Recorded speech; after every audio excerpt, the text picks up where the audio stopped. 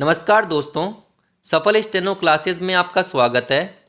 ये डिटेक्शन 70 शब्द प्रति मिनट का है जो कि 6 मिनट तक बोला जाएगा। अगर आप हमारे चैनल पर पहली बार आए हैं तो चैनल को सब्सक्राइब कर लीजिए, साथ में बेल आइकन भी दबा दीजिए। ये डिटेक्शन स्टार्ट होगा 5 सेकंड बाद। स्टार्ट। भारतीय जीवन दर्शन में शब्द की शक्ति को ब्रह्म माना गया है। समस्त मंत्रों के सृजन के मूल में इसी शक्ति की आराधना है। कहते हैं ब्रह्म शक्ति अमोघ होती है, अर्थात वह कभी व्यर्थ नहीं होती। कदाचित पौराणिक युद्धों में वर्णित ब्रह्मास्त्र की परिकल्पना के मूल में भी यही चिंतन रहा हो। कहते हैं कि ब्रह्मास्त्र का निर्माण इसलिए किया गया था ताकि जीवन नियमित और नियंत्रित बना रहे। शब्दों की भूमिका भी जीवन के नियमन और नियंत्रण में महत्वपूर्ण है। इसीलिए भारतीय वाङ्मय में कहा गया है कि वाणी और पानी का अपव्यय नहीं करना चाहिए।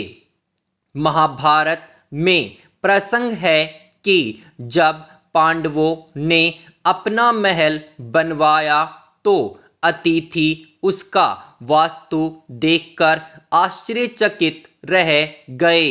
जहां जमीन थी वहां पानी लहराता सा दिखता था और जहां पानी था वहां जमीन होने का भ्रम होता था।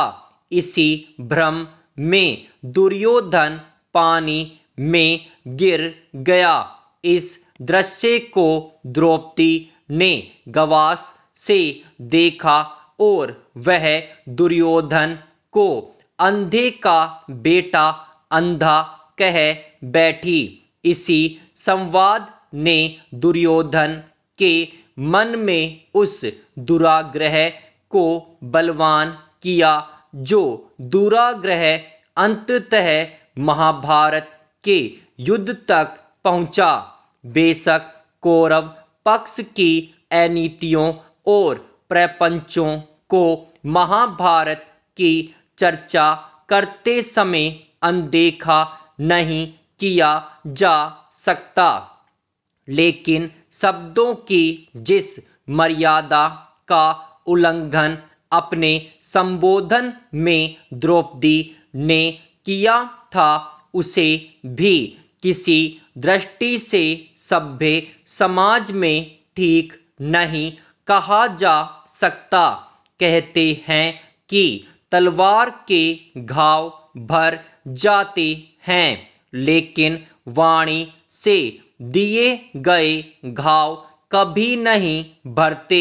इसीलिए बुजुर्ग शिक्षा देते हैं कि हमें आवेश में कोई बात नहीं कहनी चाहिए। मनुस्मृति का एक प्रसिद्ध श्लोक है, अर्थात सनातन धर्म कहता है कि हम सत्य और प्रिय बोलें, लेकिन प्रिय लगने वाला असत्य नहीं बोलें, और सत्य को भी प्रिय तरीके से बोलें।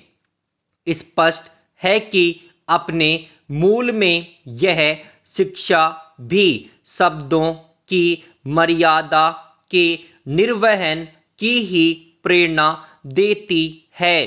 दुर्भाग्य से सामाजिक जीवन में प्रतिष्ठित कुछ लोग सार्वजनिक रूप से इस मर्यादा का उल्लंघन करने लगे हैं। पिछले दिनों भारतीय संसद में ऐसा घटनाक्रम एक बार फिर देखने को मिला। चुनाव के दिनों में लोकतंत्र में ऐसी घटनाएं और भी देखने को मिल सकती है, क्योंकि हर कीमत पर स्वयं को प्रतिस्पर्धी से बेहतर साबित करने की जिद कई बार अनावश्यक प्रपंचों को भी जन्म देती है। जो लोग सार्वजनिक जीवन में होते हैं उन पर सामाजिक मर्यादाओं के निर्वहन का दायित्व अधिक होता है। यह राजा शिवी का देश है, जिन्होंने शरणागत कबूतर को बचाने के लिए अपनी जांग का मांस काटकर शिकारी बाज को दे दिया था। राजा शिवी की कथा का भी मंतव्य यही समझना है कि जिम्मेदार पदों पर बैठे हुए लोगों को कई बार व्यापक हितों को देखते हुए वैयक्तिक सुखों का त्याग करना होता है।